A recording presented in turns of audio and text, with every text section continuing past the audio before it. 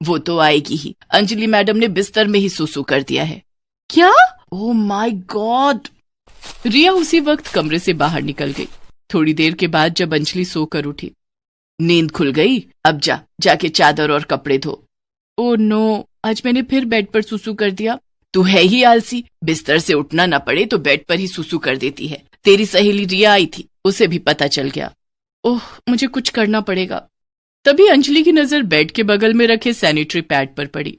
मिल गया इलाज। अब मैं डायपर पहना करूंगी। जब सुसु लगेगी तब बार बार बाथरूम नहीं जाना पड़ेगा।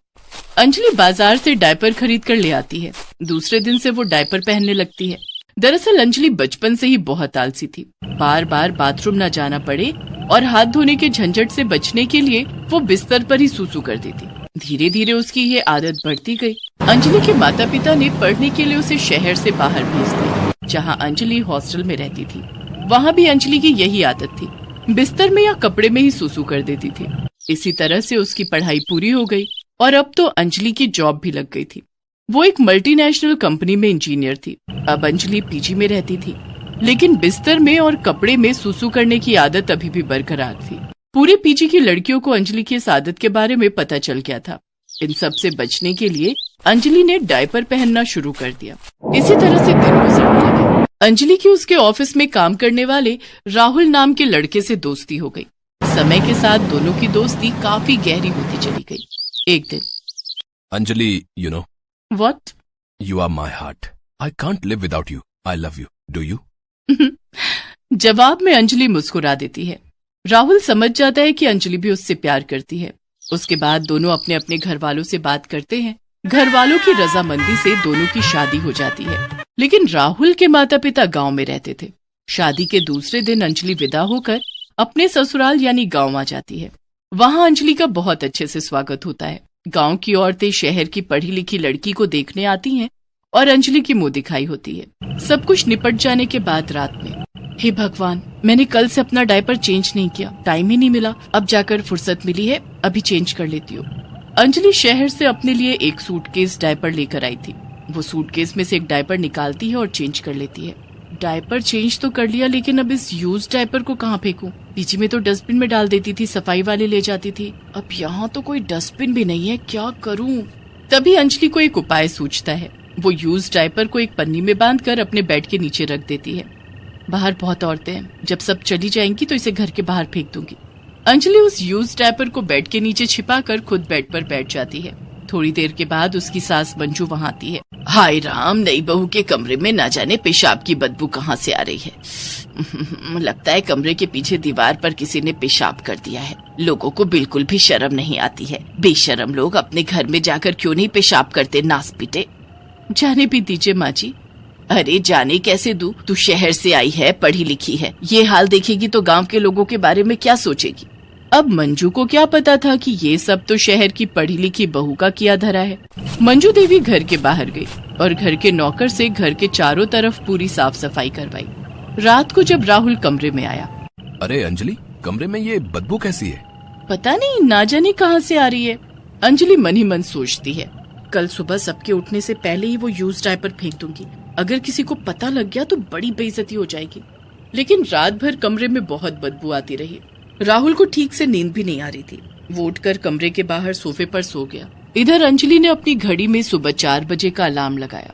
सुबह 4 बजे जब अलार्म बजा तो उसकी नींद टूटी। अब ये यूज डायपर घर के बाहर फेंक देती हूँ, किसी को कुछ पता नहीं चलेगा। अंजलि ने जैसे ही अपने कमरे की लाइट ऑन की, तभी उसकी सास मंजू उसके कमरे में आ गई। अंजलि उस समय अपने बेड के नीचे थी। वो डायपर निकालने के लिए झुकी थी। अरे बहू, तू बेड के नीचे क्या कर रही है?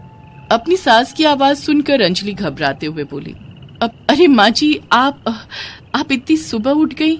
बहू, ये गांव है, यहाँ हम सब सुबह 4 बजे उठते हैं, लेकिन मुझे ये देखकर अच्छा लगा कि तू भी सुबह 4 बजे उठती है। लेकिन ये राहुल बाहर सोफे पर क्यों सो रहा है? और ये बदबू तो अभी भी आ रही है। वो माँ जी, कल रात उन्हें बहुत मच्छर काट रहे थे, इसलिए वो बाहर सोने चले गए। कमरे की खिड़की खुली रह गई थी ना, इसलिए कमरे में बहुत मच्छर आ गए थे। अच्छा बहू, कोई बात नहीं, आज मैं पूरे घर में मच्छर वाली अगरबत्ती जला दूंगी। अब तू जाके नहा धो ले। आज गांव के माता मंदिर में जाना है और राहुल को भी बोल देना कि नहा धोकर तैयार हो जाए। जी माँ जी। मंजू देवी कमरे से बाहर चली जाती हैं। ओह गॉड, अब मैं क्या करूं? डायपर कैसे फेंकूं? अब तो आज का डायपर भी फेंकना है। 2 डायपर इकट्ठे हो जाएंगे, बाद में सोचूंगी, अभी नहा लेती हूँ।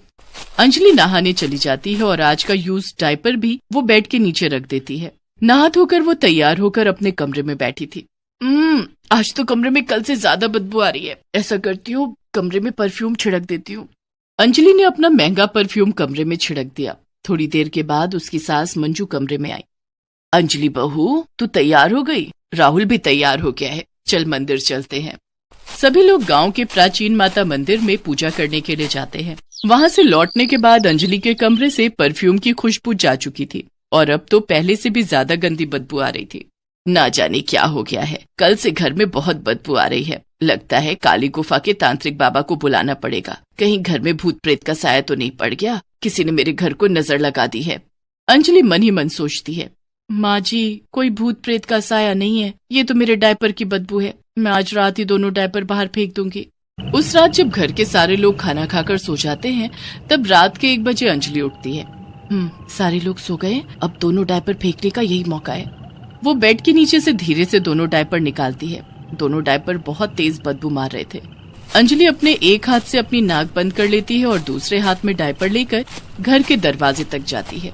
वो धीरे से दरवाजा खोलती है और घर के बाहर जाकर दोनों डायपर फेंक देती है।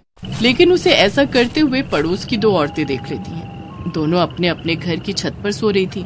दूसरे दिन दोनों औरतें एक दूसरे से छत पर मिलती हैं। अरे सुनीता, कल रात तूने देखा? मंजू के घर से कोई औरत बाहर निकली और सड़क पर डायपर फेंक कर गई है। अरे वो कोई और नहीं, मंजू की शहरी बहू अंजलि थी। क्या? लेकिन अभी तो उसे आए हुए 2 दिन ही हुए हैं। वो घर के बाहर कैसे निकल आई? और उसके घर में डायपर कौन पहनता है? अभी तो उसके कोई बच्चा भी नहीं है। मुझे तो मंजू पर शक है, हो ना हो मंजू डायपर पहनती होगी। आज रात फिर देखेंगे कि माजरा क्या है। आज घर से कौन बाहर निकलता है डायपर फेंकने। उस रात फिर अंजलि यूज डायपर फेंकने के लिए रात के 1 बजे घर से बाहर निकलती है और डायपर फेंककर घर के अंदर आ जाती है। दोनों औरतें नजर जमाए हुए थी। वो दोनों अंजलि को डायपर फेंकते हुए देख लेती हैं। इधर अंजलि भी परेशान हो गई थी। उफ, इस डायपर के चक्कर में तो नींद ही पूरी नहीं हो रही है। 1 बजे रात तक जागना पड़ता है और सुबह 4 बजे माँ जी जगा देती है। जिस आलस के कारण मैंने डायपर पहनना शुरू किया था, वही आलस अब उसे फेंकने के लिए छोड़ना पड़ रहा है। अंजलि अपने कमरे में आकर सो जाती है। दूसरे दिन उसके घर सुनीता और कृष्णा आती हैं। अरे आओ आओ सुनीता और कृष्णा बहन। नहीं, हम घर के अंदर नहीं आएंगे। हम तो बस ये कहने आए थे कि बहू के आते ही तुम इतनी आलसी हो गई कि अब सूसू पॉटी भी डायपर में करने लगी। ये क्या कह रही हो तुम दोनों? डायपर में सूसू पॉटी? तुम दोनों का दिमाग खराब हो गया है क्या? तुम क्या सोच रही हो मंजू कि हमें कुछ पता नहीं चलेगा? रात के 1 बजे नई बहू से सड़क पर डायपर फिकवाते तुम्हें शर्म नहीं आती? कृष्णा की बात सुनकर मंजू रोने लगती है। अरे मैं तो सुबह 4 बजे उठकर फ्रेश हो जाती हूँ, भला मुझे डायपर पहनने की क्या जरूरत? अपनी सास को इस तरह लोगों के सामने जलील होते हुए और रोते हुए देखकर अंजलि को बहुत बुरा लगता है। वो दोनों औरतों के पास जाती है और कहती है, कृष्णा चाची, सुनीता चाची, इसमें माँ जी की कोई गलती नहीं है। दरअसल वो डायपर मैं पहनती हूँ। क्या तू डायपर पहनती है?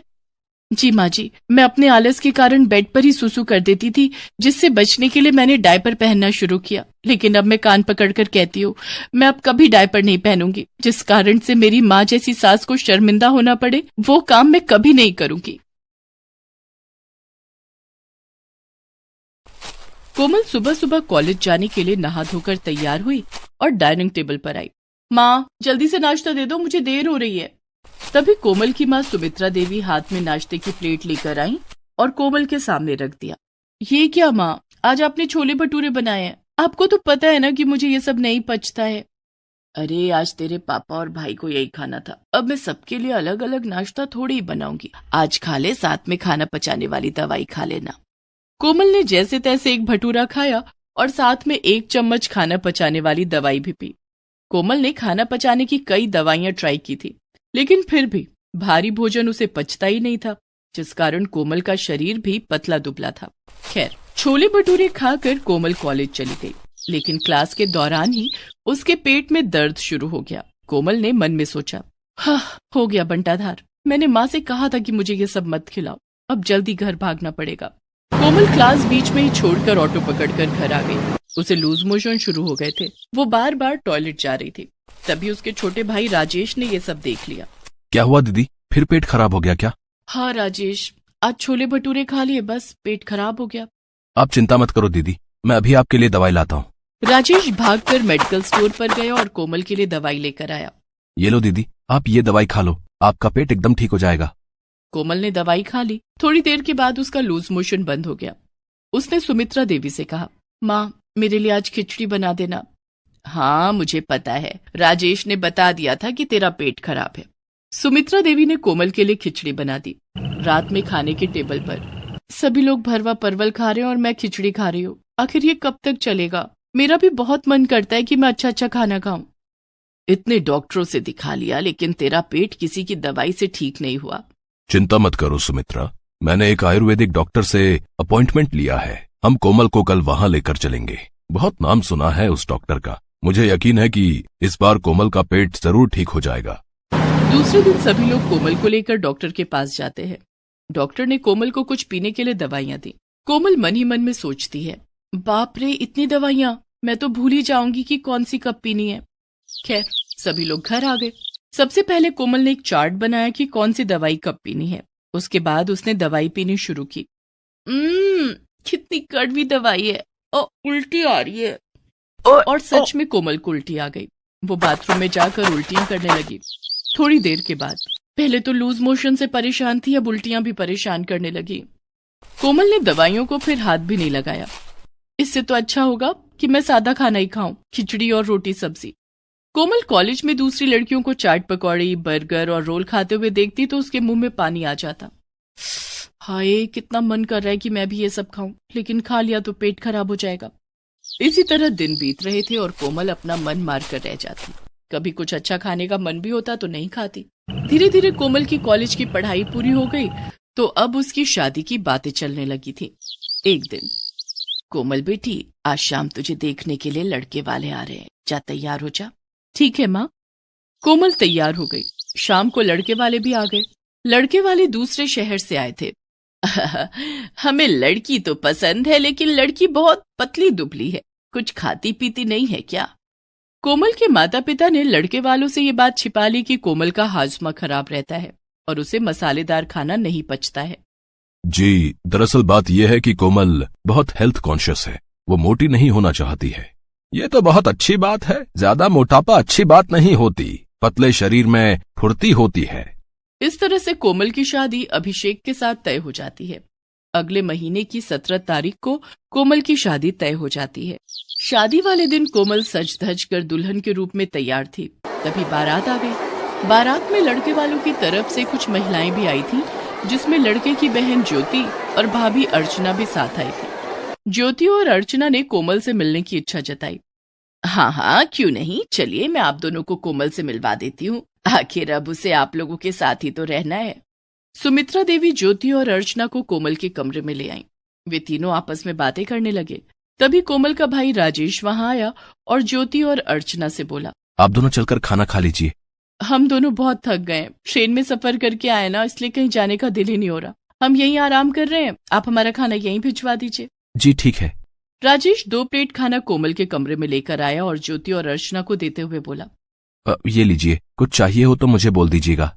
अरे सिर्फ हमारे लिए? और कोमल नहीं खाना खाएगी क्या? उसके लिए भी खाना भिजवा दीजिए। ये सुनते ही कोमल घबरा गई, लेकिन वो ननद और जेठानी के सामने कुछ बोल नहीं पाई। तभी राजेश बात को संभालते हुए बोला, नहीं वो अभी नहीं खाएगी, थोड़ी देर में खा लेगी। दरअसल कोमल के लिए तो सुमित्रा देवी ने अलग से गीले चावल बनाए थे, लेकिन अब कोमल ननद और जेठानी के सामने शादी वाले दिन गीले चावल नहीं खा सकती थी। राजेश के जाने के बाद ज्योति और अर्चना ने खाना शुरू किया और वो कोमल को भी साथ खाने के लिए जिद करने लगी। भाभी आप हमारे साथ खा लीजिए ना, फिर उसके बाद आपको खाना खाने की फुर्सत नहीं मिलेगी और सारी रात भूखा रहना पड़ेगा। हाँ कोमल, तुम हमारी प्लेट में ही खा लो। नहीं दीदी, मैं बाद में खा लूंगी। अरे बाद में कब खाओगी? एक बार जयमाला शुरू हो गई ना तो उसके बाद खाना नहीं खा सकोगी। अर्चना और ज्योति जिद करके कोमल को खाना खिलाने लगी। मजबूर होकर कोमल को उनके साथ खाना पड़ा। खाना खा तो रही हूँ, लेकिन उसके बाद क्या होगा ये मुझे पता है। कल तो ट्रेन में सफर करना है, लूज मोशन की दवाई पहले से अपने साथ रखनी पड़ेगी। कोमल मन ही मन सोचती है कि लूज मोशन की दवाई वो अपने पर्स में रख लेगी। लेकिन उसके बाद जयमाला शुरू हो जाती है और थोड़ी देर के बाद शादी की रस्में शुरू हो जाती हैं। कोमल लूज मोशन की दवाई अपने पर्स में रखना भूल जाती है। शादी खत्म होते होते सुबह के 4 बज जाते हैं और 8 बजे विदाई हो जाती है। कोमल को उसी दिन सुबह 10 बजे की ट्रेन से ससुराल आना था। खैर, विदाई हो जाती है और कोमल ससुराल आने के लिए ट्रेन में बैठ जाती है। विदाई के समय से कोमल का जो रोना शुरू हुआ था उसे ट्रेन में अभिषेक चुप कराने की कोशिश करने लगता है। तभी कोमल के पेट में बहुत तेज दर्द शुरू हो जाता है। कोमल का सारा ध्यान उसके पेट की तरफ जाता है और तभी उसे याद आता है कि वो लूज मोशन की दवाई रखना तो भूल ही गई है। हे भगवान, अब तो मेरा पेट खराब हो गया और मैंने लूज मोशन की दवाई भी नहीं रखी, अब क्या करूं? तभी कोमल को बहुत तेज पॉटी आती है और वो तेजी से भागकर टॉयलेट की ओर जाने लगती है। नई बहू को घूंघट में तेजी से भागते हुए देखकर सारे लोग हैरान रह गए। अरे कोमल बहू को क्या हुआ? ये इतनी तेज दौड़कर क्यों भागी? अभिषेक, तू जाकर देख, सब ठीक तो है ना? कोमल का पति अभिषेक कोमल के पीछे गया तो उसने देखा कि कोमल टॉयलेट में है। अभिषेक वापस अपनी सीट पर आ गया। माँ, कोमल टॉयलेट गई है। ओह, ठीक है। थोड़ी देर के बाद कोमल टॉयलेट से बाहर आ गई और अपनी सीट पर बैठ गई। लेकिन जैसे ही वो अपनी सीट पर बैठी, उसके पेट में फिर से बहुत तेज दर्द हुआ और उसे फिर लूज मोशन लग गया। कोमल फिर भागकर टॉयलेट की तरफ गई। ऐसा 3-4 बार हो गया। कोमल अब पस्त होकर लुढ़क गई। उसकी हालत देखकर सारे लोग परेशान हो गए। कोमल, क्या हुआ तुम्हें? ज्योति ने कोमल को पानी पिलाया और अर्चना उसका सिर सहलाने लगी। तभी कोमल के ससुर ने कहा, कोमल बहू, तुम्हारा पेट खराब है क्या? जी पिताजी। परेशान मत हो बहू, ये लो दवाई खा लो। मैं सफर में लूज मोशन की दवाई साथ लेकर चलता हूँ। कोमल ने दवाई खा ली। थोड़ी देर के बाद उसे आराम मिल गया। ससुराल आने के बाद वहां भी कोमल को पूरी कचौरी खाने के लिए दिया गया, लेकिन कोमल ने नहीं खाया। अरे क्या बात है कोमल, तुम खाना क्यों नहीं खा रही हो? मायके की याद आ रही है क्या? कोमल ने अब सोचा कि कब तक छिपाऊंगी और कितना झूठ बोलूंगी। उसने अभिषेक को सब सच बता दिया। दरअसल अभिषेक जी, तला भुना और मसालेदार खाना मुझे हजम नहीं होता है। मेरा पेट खराब हो जाता है। मेरी पाचन शक्ति बहुत कमजोर है, इसलिए मैं बहुत हल्का खाना खाती हूँ, जैसे खिचड़ी, गीले चावल, सूखी रोटी और लौकी कद्दू। तो ये बात है, इसलिए ट्रेन में तुम्हारा पेट खराब हो गया था? जी। परेशान होने की कोई जरूरत नहीं है। मेरा दोस्त तरुण बहुत अच्छा डॉक्टर है। मैं कल ही तुम्हें उसके पास ले चलूंगा। दूसरे दिन अभिषेक कोमल को डॉक्टर तरुण के पास ले जाता है। घबराने की कोई बात नहीं है। इनकी पाचन शक्ति कमजोर है, इस वजह से मसालेदार या तला भुना खाने से बहुत जल्दी इनके पेट में इन्फेक्शन हो जाता है। मैं कुछ दवाइयां लिख रहा हूँ जिसे खाने से इनकी पाचन शक्ति बहुत जल्द अच्छी हो जाएगी। डॉक्टर तरुण ने कुछ दवाइयां लिखी जिसे कोमल ने खाना शुरू किया और बहुत जल्द उन दवाइयों ने अपना असर दिखाना शुरू कर दिया। कोमल की पाचन शक्ति अब आम लोगों की तरह हो गई थी और अब कोमल ने भी पूरी कचौरी खाना शुरू कर दिया था।